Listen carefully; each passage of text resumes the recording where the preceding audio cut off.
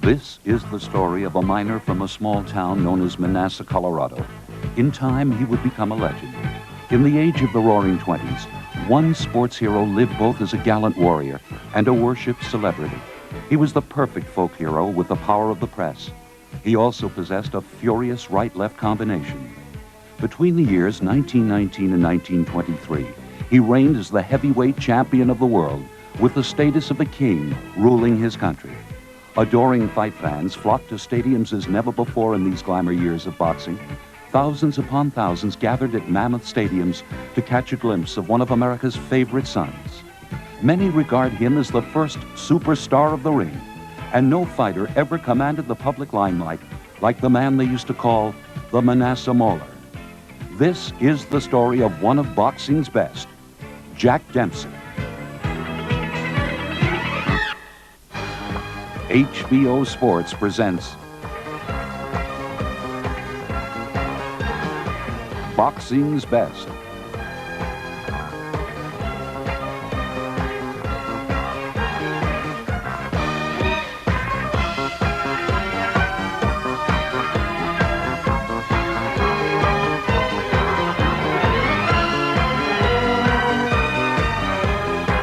The story of Jack Dempsey.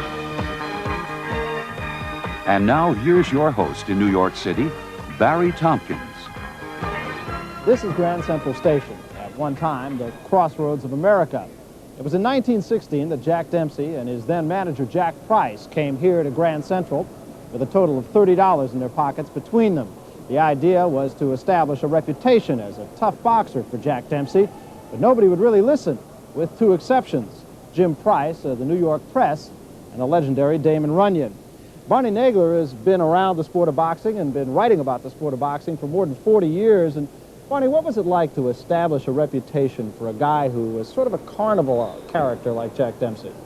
Well, then, boxing was quite different from what it is now in New York State and elsewhere. Those were the days of what was known as the Frawley Law in New York State. It was a law under which boxing was permitted between members of the same club. No decisions were rendered. And the only way a man really could win was by knockout. So that in order to win a fight, a man had to score a knockout. But there was betting on those fights. The betting was based on what was called newspaper decisions. If I bet you $100 and I say Dempsey would knock out his opponent, or Dempsey would win, we'll bet on the opinion of Damon Runyon. The next day you'd pick up Runyon's paper, and if Runyon said, well, I think that Nagler won the fight, at least it looked that way from the southwest corner, you collected. Otherwise, you lost. That was quite different from the boxing as we know it today. Boxing was a very important part of the sports spectrum. Big league baseball, there was no pro football. College, there was no pro basketball. So the boxing was a very important part. Now in comes this rough and tumble man from the West, a fierce puncher, a man who has been through the jungles. He has lived under the worst possible circumstances in mining towns in Nevada and in Colorado. He comes in and he's a rough, tough guy, and he proceeds to knock out people. That's impressive. And so his reputation was built on the basis of his prowess as a heavy-hitting, rough, tough Manassas Mauler. Interesting to me, I think everybody thought of Jack Dempsey as being a pretty big guy, but when he fought Willard was the giant. Dempsey went in, I believe, at 185 pounds. No, it was, you're close enough, 182 pounds. And he was a very small man alongside of Willard, and at that time, there was some question about whether Dempsey would survive such a fight. Willard, I understand, and I've been told, was the favorite. Dempsey was the small man. Dempsey had to be the giant killer, but Dempsey was a fierce man, and that made the difference. It happened in July 1919. The scene was Toledo, Ohio. Heavyweight championship, Jack Dempsey, and the champion, Jess Willard. July 4th, 1919. Jack Dempsey is scheduled to meet Jess Willard for the heavyweight championship of the world. On the morning of the fight, Jack actually sparred and hit the punching bags before the weigh-in. Jess Willard approached Jack Kearns, Dempsey's manager, and asked about legal immunity in case he killed the challenger. Tex Rickard had masterminded one of the greatest spectacles in boxing history. architects had an immense wooden stadium built in Toledo, Ohio, to house the huge crowds he expected. The cost? $100,000 worth of green lumber. As it turned out in the hot sun, the sap from the unseasoned wood ruined many a spectator's double-breasted suit. Inside the stadium, 2,000 women, including actress Ethel Barrymore, are seated in a special section fenced off by barbed wire. This forever ended the custom of all male fight crowds. When Dempsey comes in the ring, the temperature is a torrid 112 degrees.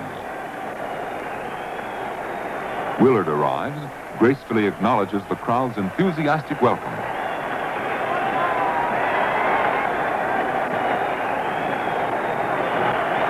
The symbolic heavyweight championship belt is displayed.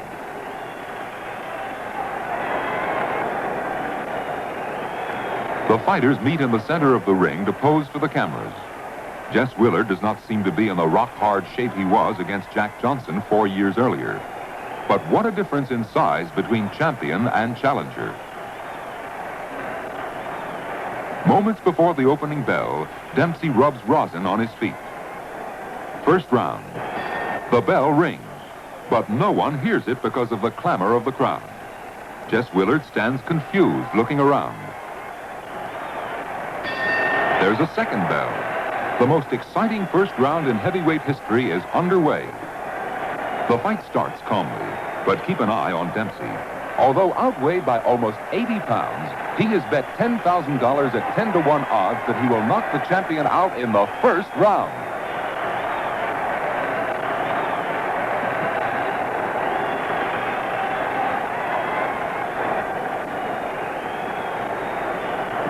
Four dynamite punches, and Willard is down for the first time in his 8-year career. The crowd surges to its feet. When the champion rises, Dempsey leaps after him, drives Jess toward the ropes. Willard goes down for the second of what will prove to be 7 knockdowns. Dempsey pounces to the attack again, rains punches on the floundering champion. There was no neutral corner rule in 1919, and Dempsey is allowed to stand over the fallen fighter, ready to swing as soon as both knees leave the canvas. A crashing blow to the ribs sends Jess down again.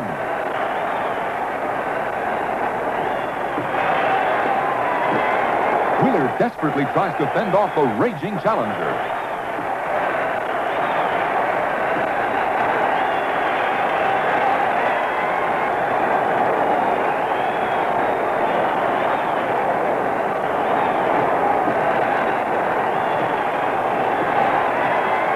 Dempsey lands more brutal punches. The champion staggers across the ring.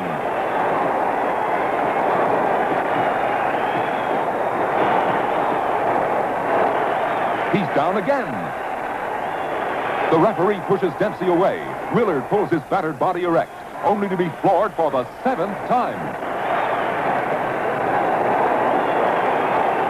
Referee Ollie Picord is counting over the incredibly game champion. The bell rings, saving Willard from a first-round knockout, but no one hears it because of the fantastic uproar. Dempsey leaves the ring thinking he has won the championship and his 10-to-1 side bet, a $100,000 payoff. Meanwhile, Willard's handlers attend to him, desperately trying to ready Jess for the second round. With jaw broken and 2 ribs cracked, the battered champion is led to his corner. Dempsey's manager, Jack Doc Kearns, runs over and starts screaming after the young fighter. "Jack, come back! Jack, come back!" The mammoth Willard not only lasts through round 2, but he's still on his feet here in round 3. Dempsey is relentless on the attack, but in the blazing Toledo sun, Jess Willard is proving what is meant by the saying, "He went out like a champion."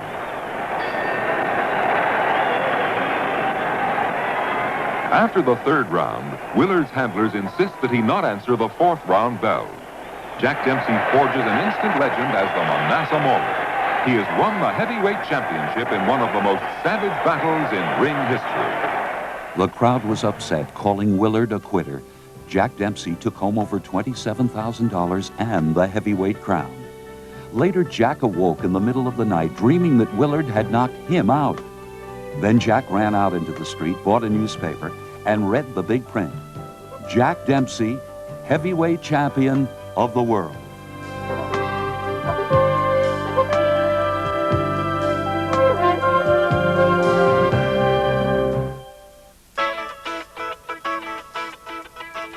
Two years later, on July 2nd, 1921, the Manasseh Mauler defended his crown against French war hero Georges Carpentier in boxing's first $1 million gate. Jack had received adverse publicity for deferring enlistment in World War I due to family need. Carpentier was a big hit in the U.S. from the moment his boat docked. The writers had what they wanted: the war hero battling the black sheep. But Jack Dempsey set out to destroy the perfect storybook ending. And one of the most successful promotions in the history of boxing gets underway. Tex Rickard immediately sets about building another of his green lumber arenas in Jersey City, New Jersey. Inside, Carpentier enters the ring to receive an hysterical ovation from the keyed-up crowd.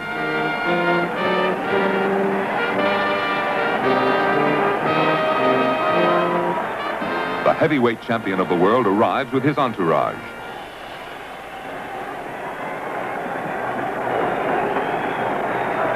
A ferocious-looking Jack Dempsey with 2 days' growth of beard. Meanwhile, incredulous tellers were totaling the gate receipts. The total was $1,800,000, the first $1 million gate in boxing history. The two men shake hands for the cameras. The fight starts 2 hours earlier than scheduled. The wooden stands were filled to overflowing by noon, and Tex Rickard became worried that they would collapse before he got the fight underway.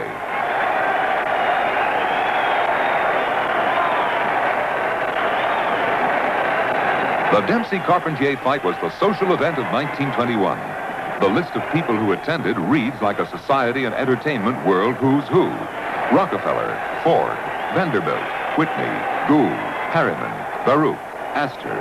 Flo Ziegfeld of Follies fame was there. So was John Ringling of the Circus, Colonel Jacob Rupert of the Yankees, George M. Cohan, Al Jolson. It was the in place to be on July 2nd, 1921.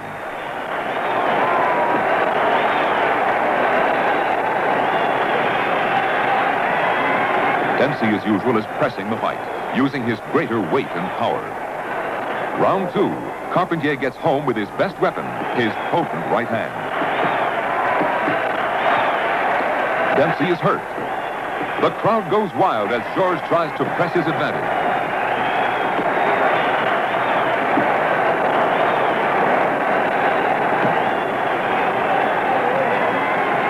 American fight fans across the country were listening to the fight on the first live coast-to-coast radio hookup. 4th round. Dempsey has taken charge. George misses with a desperate flurry. Dempsey is after him. A sharp left-right, and Carpentier is down. The Frenchman looks like he's out cold, but jumps up at 9. 2 more punches, and George is down again. This time, he does not rise. Jack pocketed $300,000 in this unpopular title defense. Because this was the first broadcast of a fight on radio, Jack Dempsey's image had been damaged by the resounding boos from the crowd of 93,000. When Jack returned to New York City, he was a heavyweight champion without the support of the American public. These are the offices of Ring Magazine here in New York, the Bible of the sport of boxing. Nat Fleischer was the founder of Ring Magazine, and not incidentally, it was he who was behind the microphone of that first ever radio broadcast of a heavyweight championship fight. It was also Nat Fleischer who, in large part, was responsible for bringing to the attention of New York City and the national press a young Jack Dempsey. Ray Arcel has been around the sport of boxing for some 63 years, handling champions all the way from Benny Leonard to Roberto Duran, seen a lot come and a lot go. Ray, let me ask you about Jack Dempsey. He was a guy who was not always the most popular fighter. There were times when he was, but there were times when he wasn't. Well, of course, when he fought Carpentier, they built Carpentier up as a great war hero. And they had to do something in order to be able to sell the match. Dempsey was such an outstanding figure and such a great fighter that they had to write some complimentary stories about Carpentier, and naturally they delved on the great war hero and the great war record. Ray, I think it's fact that a fighter can only be as good as the people who handle him, and it was Jack Kearns who handled Jack Dempsey. Tell us a little bit about him. Well, Jack Kearns was a very smart manipulator. He was a good manager. He knew his way around. He had a way with newspapermen, and of course, he and Jack were a wonderful team. But then as time went on, they thought differently. Jack wanted to work often. He needed work. He was a great fighter. And of course, he believed in the old saying, to rest is to rust. And Jack thought, Kearns thought, that he could get by with exhibition bouts instead of real fights, because they got a taste of a real money shot with Carpentier, and they wanted to keep going. With the result that these exhibition fights meant nothing to Jack, because there was no incentive to go in there and do anything, whereas in a regular fight, you get in there and train and get in shape. And he went in these exhibition fights, and they meant nothing to him.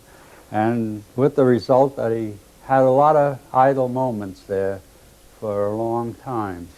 It is interesting, I think, Ray, in this day and age, Sugar Ray Leonard fights a Larry Bonds, who actually is a ranked fighter, and the public says that's a mismatch. Jack Dempsey, in 1921, after he fought Carpentier, did not fight again until 1923, other than exhibitions. And when he did, he fought Tommy Gibbons, who was unranked. I would think if that happened in this day and age, the people would just demand more out of the champion. Well, I don't think you know Tom Gibbons. Tom Gibbons was a great fighter. He was one of the best light heavyweights and heavyweights that we had. And of course, he was an excellent performer, great defensive boxer. And it was a good fight for Dempsey, because he needed the work, and he was getting ready to fight a very important fight. He wanted the fight, and his manager did not want him to fight. Well, Kearns felt that he should box exhibitions and go on the stage and earn money that way, and then when a big fight came along, that he would be ready for it. But Jack thought differently, because he wanted to be very active. So it was a period of 2 years between the time Jack Dempsey fought Georges Carpentier and the time he fought a good, but an unranked Tommy Gibbons. On July 4th, 1923, Jack Dempsey traveled to the little-known town of Shelby, Montana to meet Tommy Gibbons. Dempsey was guaranteed $300,000. Gibbons fought for nothing. Gibbons in the dark trunk starts out with his defensive fight plan. He has never been knocked out or even floored during his 12-year career.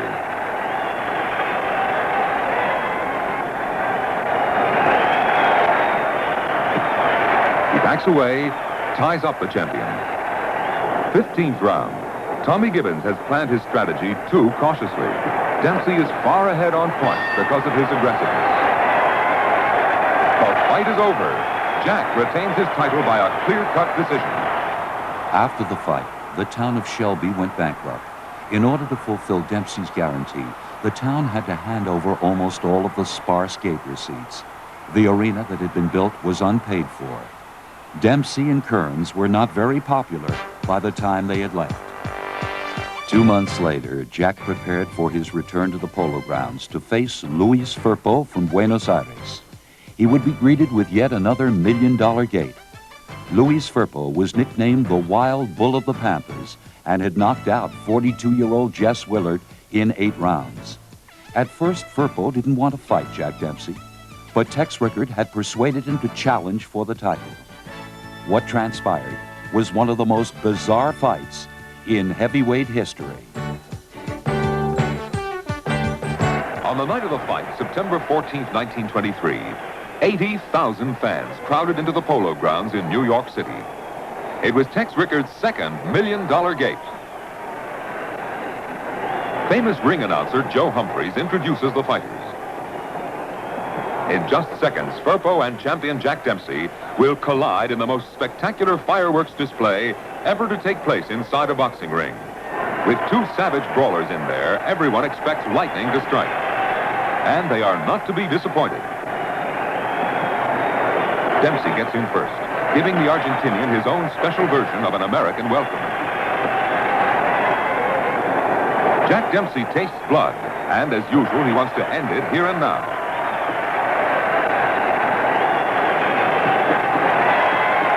Firpo is down again, but still the champion does not dream that in the next 2 minutes, he will be locked in one of the most unbelievable seesaw contests in sporting annals.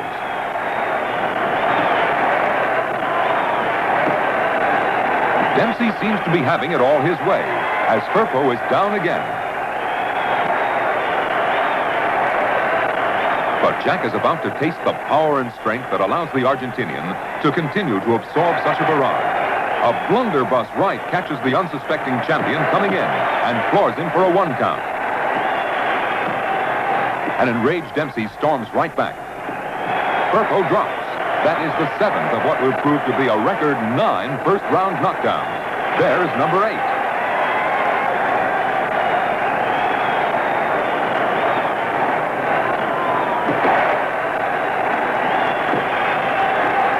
Dempsey charges in for the kill, but the giant challenger fends him off with a desperate flurry of wide-arm punches. Dempsey retreats before the sudden onslaught. A right hand from the bleachers, and Dempsey is out of the ring. The first time in the history of pugilism that a heavyweight champion suffers such indignity. But Dempsey is boosted back into the ring by ringside reporters. And the struggle goes on.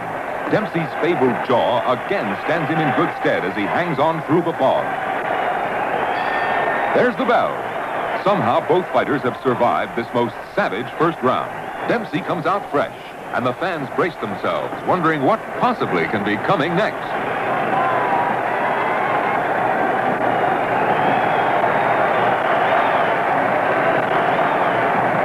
Dempsey is getting off.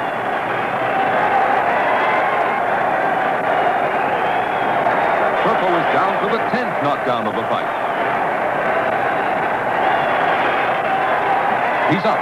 Firpo will try to fend off Dempsey with another overhand right, but the champion now seems definitely in charge. 2 pulverizing left hooks, and Louis Angel Firpo is down for the 11th knockdown.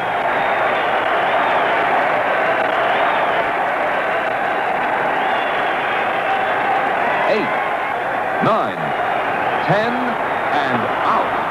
After the fight, Jack Dempsey collected $550,000 directly from promoter Tex Rickard. Jack Kearns was furious, but the champion by this time distrusted his manager. Jack Dempsey was tired of having his life programmed by Doc Kearns. Instead, he lived the life of a celebrity. His new wife, actress Estelle Taylor, convinced him to have his nose done. Naturally, the new Jack Dempsey made his way to Hollywood and Broadway. 44th and Broadway in New York City. That's just the kind of place that Jack Dempsey would come after a tough fight like the one with Louis Firpo. Bonnie Nagler, I would have to think that fight with Firpo had to be, from a spectator point of view, one of the great fights in history. What really happened when Dempsey went out of the ring? Well, when Dempsey was knocked out of the ring, he landed on a judge, Kid McPartland.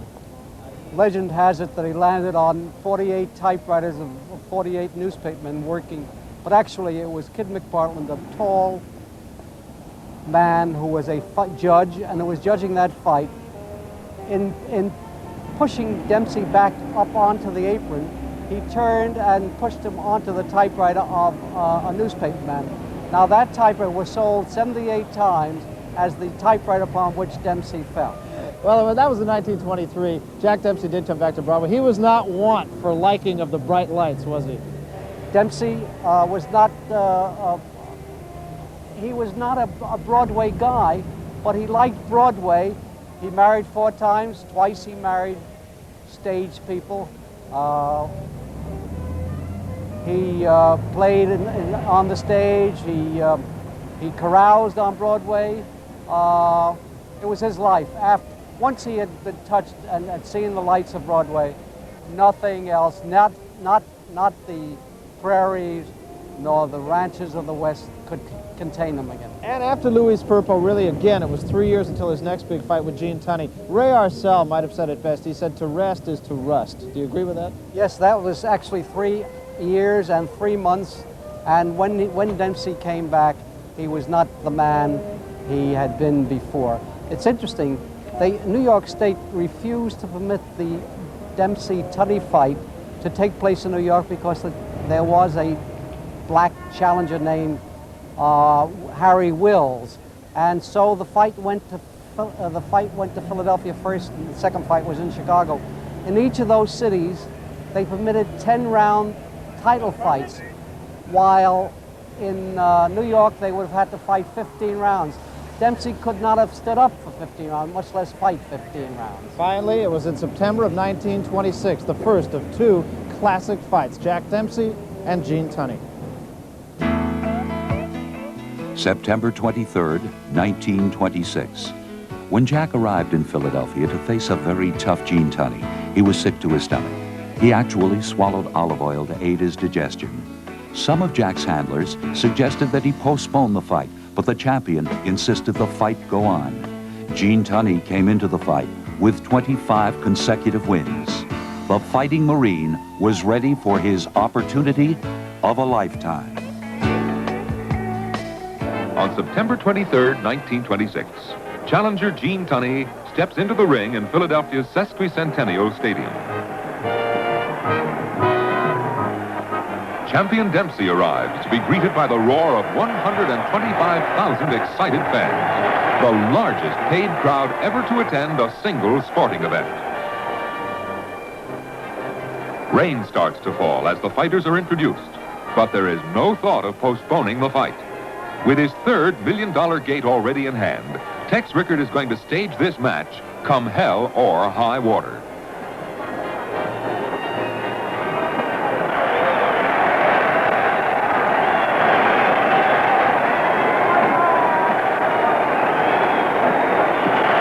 Dempsey, as usual, starts pressing the fight. At first, the challenger seems cautious, but watch closely the man who has already proved himself to be the finest boxer of the era.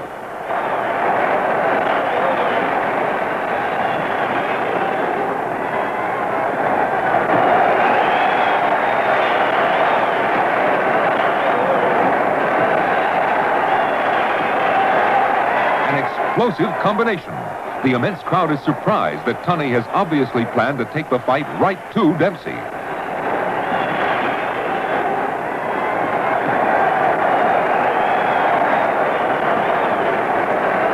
Through the first 9 rounds, as the rain continues to fall, Tunney continues to pile up points.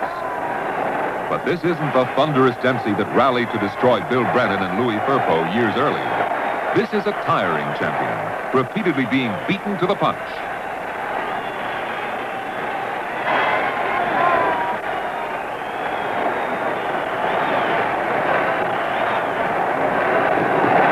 It looks like Dempsey is the one in danger of being KO'd.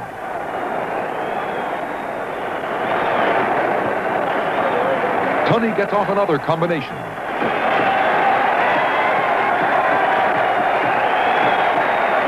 Gene has demonstrated this kind of counter-punching prowess all through this 10-round fight.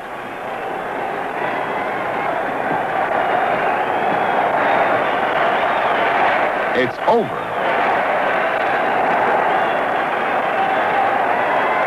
Both fighters stand waiting in the now driving rain. No fans have left, as everyone awaits the decision. Gene Tunney was the new heavyweight champion of the world. Jack Dempsey was a disappointed and exhausted fighter. Jack was so depressed after the loss, he announced his retirement from the ring, but nobody took his words seriously. Tex Rickard proposed a rematch with Tunney, but Jack signed to fight Jack Sharkey. Dempsey lost 22 pounds for the fight, but still weighed 205. The ex-champ was saddened by his brother's suicide. On July 21st, 1927, 84,000 arrived at Yankee Stadium, creating boxing's first million-dollar gate for a non-title bout. First round.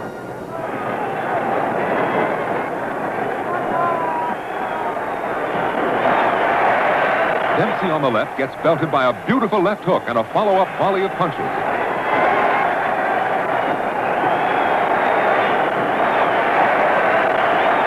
He's hurt, but his now famous granite jaw stands him in good stead as he holds on.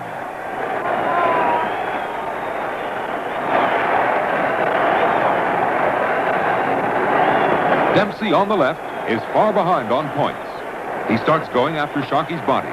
Dempsey wails away at Sharkey's midsection.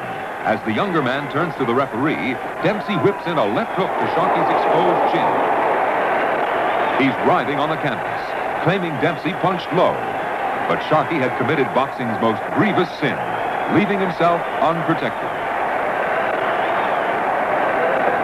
Dempsey wins by a 7th-round knockout. The comeback had begun. Tex Rickard immediately began setting up a return match with Tunney. Jack and Estelle's relationship was strained over Jack's commitments to the ring. After coming so far back, the Manassas Mauler knew there was no stopping the inevitable confrontation with Gene Tunney. There was not an empty seat here in Yankee Stadium up in the Bronx, New York on that night in 1927. 84,000 people were there for the Jack Dempsey fight, and one of those 84,000 was you, Ray Arcel. Yes. Always seemed to be controversy around the Jack Dempsey fight, and this was no exception. They talked about a low blow. How did you see all of that? Well, it was difficult to see low blows at that time because Dempsey was throwing a lot of punches, and he drew a combination of left hook to the body and left hook to the chin. I mean, when he hit Sharkey, and Sharkey complained about a foul to the referee, well, he got hit with a left hook on the chin and he got knocked out. So there had been a lot of controversy. Newspapermen differed in their opinions. Some saw it and others didn't. And of course, controversy exists. Ray, let me ask you first of all, what kind of a guy Jack Dempsey was in terms of confidence? He was a guy that after the first Tunney fight, he said, that's enough, I don't want to box anymore. And there seemed to be other times where he sort of questioned his own confidence. Well, he had made up his mind to retire, and I think Estelle Taylor, his wife at that time, wanted him to retire. And of course, they went on a trip. He came back, he became ill, and he lost his brother Johnny, who was one of his he really loved him. And they influenced him that the Tunney fight was the one fight that he should make and that he could regain his title. And they figured they'd give him a tune-up fight with Jack Sharkey, and he won that fight, even though there was controversy. But he set out and he went to Saratoga and trained for the Tunney fight, and actually got himself in pretty fair shape because he had to go at a pretty fast clip for 10 rounds. Tunney had gained a lot of confidence being the champion, and he was a very determined man in his own right, and very capable, one of the truly great fighters we had who never reached this peak. Ray, I realize this is an unanswerable question and it will go on as long as there is the sport of boxing, but in your subjective opinion, would Gene Tunney have been able to get up if there was no neutral corner rule? That's an answer that nobody can give you, because nobody knows what condition Tunney was in, whether he was just sitting there waiting for the referee to make the count, because Tunney was a very intelligent man, and you never knew what he was going to do.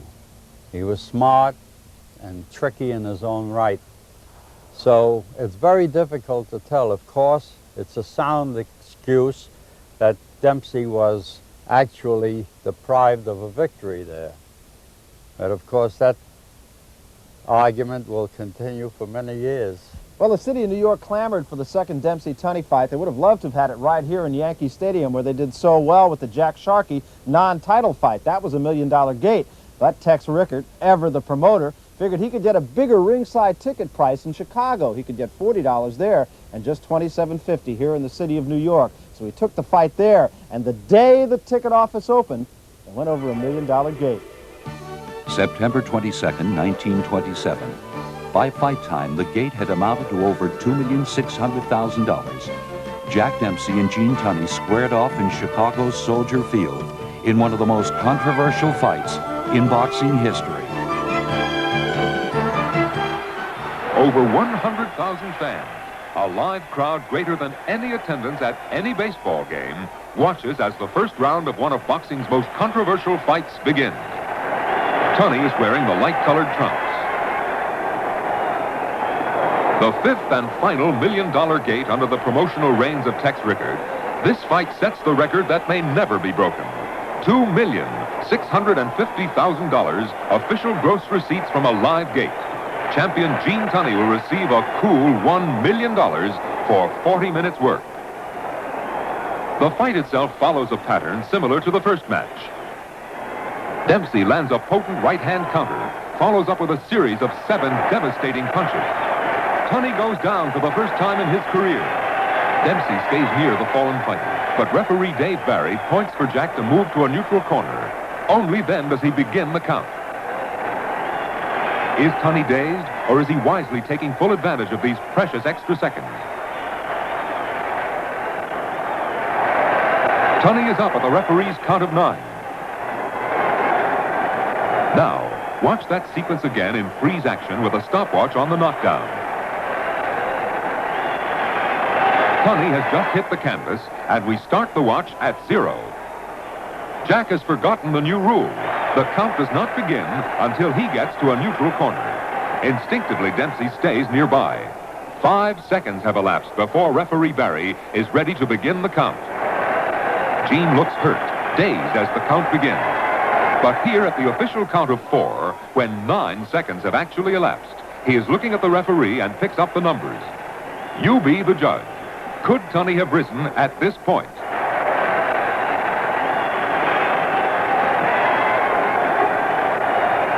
At the referee's count of 9, but after 14 seconds have elapsed, Gene is getting off the canvas. Then, unabashedly, he gets on a bicycle to stay away from the rampaging Dempsey, who had scored only after 17 rounds of maddening frustration.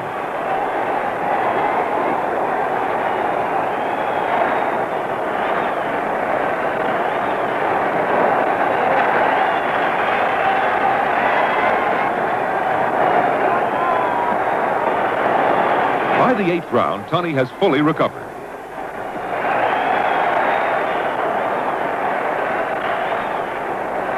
In slow motion, watch him get in with a right that drops Dempsey for a 1 count. Notice here the referee incorrectly will start his count immediately after Jack's knee touches and before Gene could get to a neutral corner.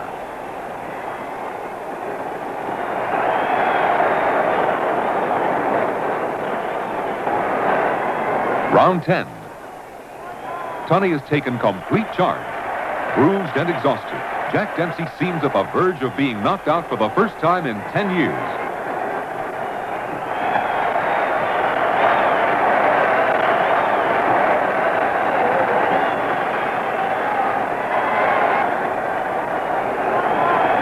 There's the bell. The fight is over. Gene Tunney overwhelmingly the winner. But the long count gives sporting buffs something to discuss whenever they get together. Jack Dempsey knew at the age of 32 it was time to hang up the gloves. He pocketed $450,000 for the rematch, while Tunney earned close to $1 million. When Tex Rickard tried to make a third match, Jack feared for his health and turned down $1 million. When the Depression hit, Jack Dempsey, like millions of other Americans, fell upon hard times. He lost $3 million, and eventually Estelle Taylor filed for divorce. He fought numerous exhibitions and invested in the Jack Dempsey restaurant. Then things began to get better, and the Manassas Mauler lived the comfortable life of an ex-champion. On July 1st in 1940, Jack Dempsey decided to give adoring fans one last farewell. In what turned into a farcical and absurd contest, Jack took on Cowboy Luttrell. Dempsey was introduced as the most popular sports figure in history. It was a title he had earned. Dempsey, former champion of the world after losing to Gene Tunney, is attempting a comeback. Dempsey has shown a lot of his old fire, scoring 9 knockouts in 9 fights in a 7-month period.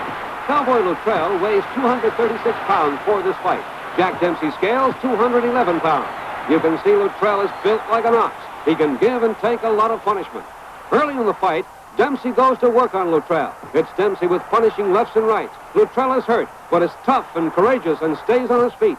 This is something of a grudge fight, because 4 months ago, Dempsey had refereed a match in which Luttrell was one of the contestants. Luttrell took a swing at him.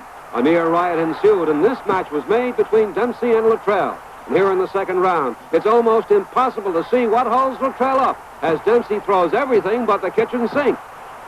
Luttrell goes down. He's almost out on his feet.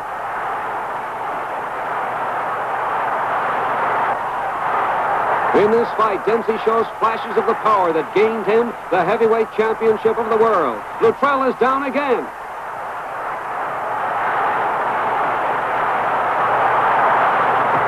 And again.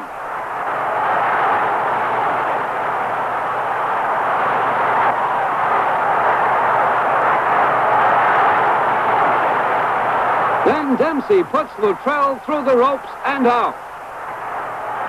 Luttrell was carried out in an ambulance and taken to Crawford Long Hospital, where he recovered. Dempsey took home only $5,000, and the Atlanta Constitution called the fight a disgrace.